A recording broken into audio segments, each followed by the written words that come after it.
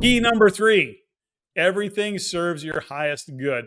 This one, I just had this conversation with somebody today, which is they're going through a really tough time in the relationship.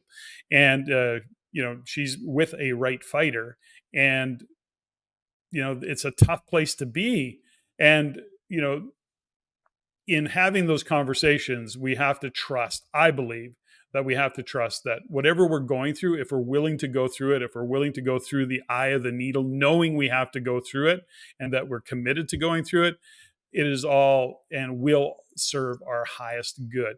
And that's hard when you're going through the eye of the needle to believe that. So the trick here, I think, or the tool here is to reflect really honestly on your past and to think about it. And I've said this many times that you start to discover that even the most challenging times in your life served your highest good. And rather than being pissed off and hanging on to, being bitter, you have to leverage the experiences to become just the best version of yourself. So I think that when we start to recognize that it, when we start to recognize that the present actually shapes the meaning of the past, we can redefine whatever story we have of it.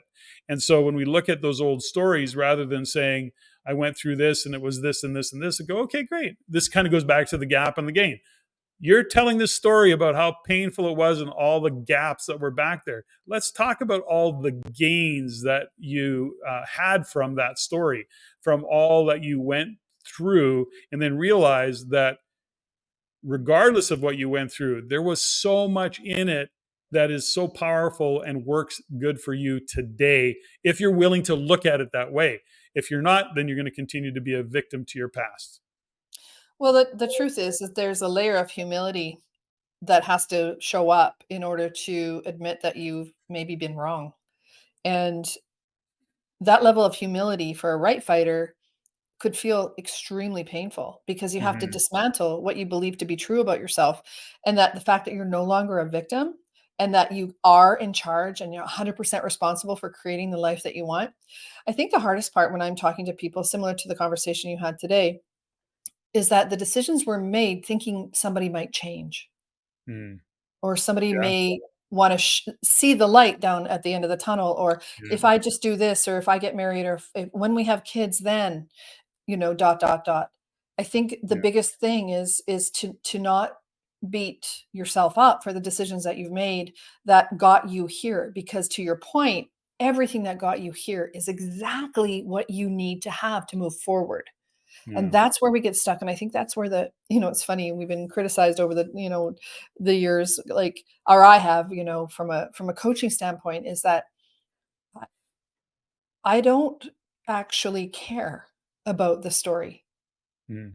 I care about you here right now Mm. and what brought you here, because the pain of staying where you were, for example, is much bigger than the pain of moving forward. Mm-hmm. And I think the longer people stay in the pain of knowing that they need to change, and the longer they delay that, the bigger the push on the outside and on the other side. So the sooner you get that you're not your past self, and that there is a shift to moving forward, not based on the definition you have of the past or who you needed to be or who you needed that person or that partner to be, the quicker that you're going to move into the life that you want. And is it going to be easy? No. If it was easy, more people would do this work. Mm-hmm. It's not easy. No. Well, you kind of jumped ahead in your conversation because point number 4 was you are not your past self.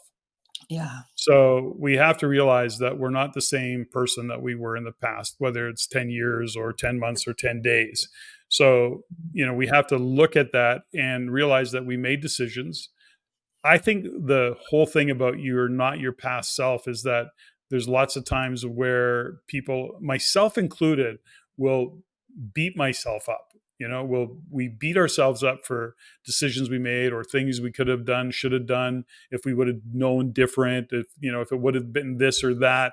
And we spend a lot of time beating ourselves up for who we were back then or the decisions we made, and we should have made better decisions, and we compromised values. I know that's a big one for me, and some of the things that I've done, I feel like, oh God, I just compromised values.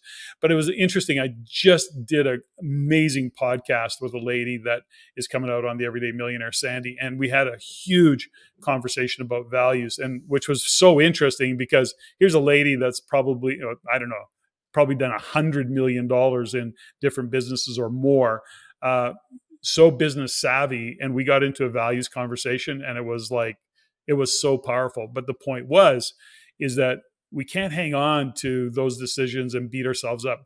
So part of, I think, and you can have your comment on this, is if we can recognize that we're not our past self, like I say, 10 years, 10 months, 10 days, doesn't matter. We're not our past self, but then can we forgive ourselves? I think that's a really important part of letting go of the past, or that identifying that we're not our story. What's your thoughts?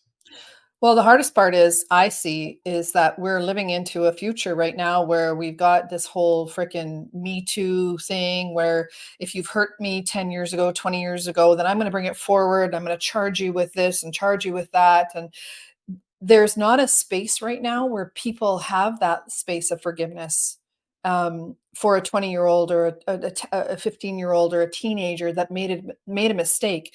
Right now, what I'm noticing that's happening is that if we don't have the space of forgiveness of self and other, then it's very easy to pull this victim mentality forward. And that's what scares me as we enter this conversation and make it a little bit deeper, is that yes, you are not your past self.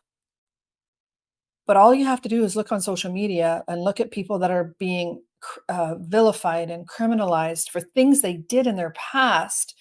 With all the information they did the best they could in that time. And now 10, 15 years later, I'm looking, oh my gosh, one of my favorite broadcasters, and love him or hate him, Russell Brand, is now being vilified for something he did 15 years ago, Mm-hmm. knowing, who he was 15 years ago and being very clear. So what worries me is that, yes, number 4, key, you are not your past self. But is that also true for other people that you may have hurt or they perceived you as hurting them? And that's Mm-hmm. what is a thing that's moving forward with this whole victim mentality right now in 2023. And I think that we need to take a stand and help people realign and reconnect to themselves to make sure that, I mean, I could do Me Too all day long. I don't know any women that couldn't do a Me Too thing. Mm-hmm. But when you are doing your own work and your own healing, that and you understand that you are not your past self, like, I am not a victim to anything that's happened to me, Mm-hmm. past, present, and even future. But that's not a normal conversation. It's much easier to support people to be victims because there's a lot of money to be made, there's a lot of drama. So Mm-hmm. number 4 to me is really important, is that you are not your past self. You are not you are not the same person, but other people may want you to be forced into that definition.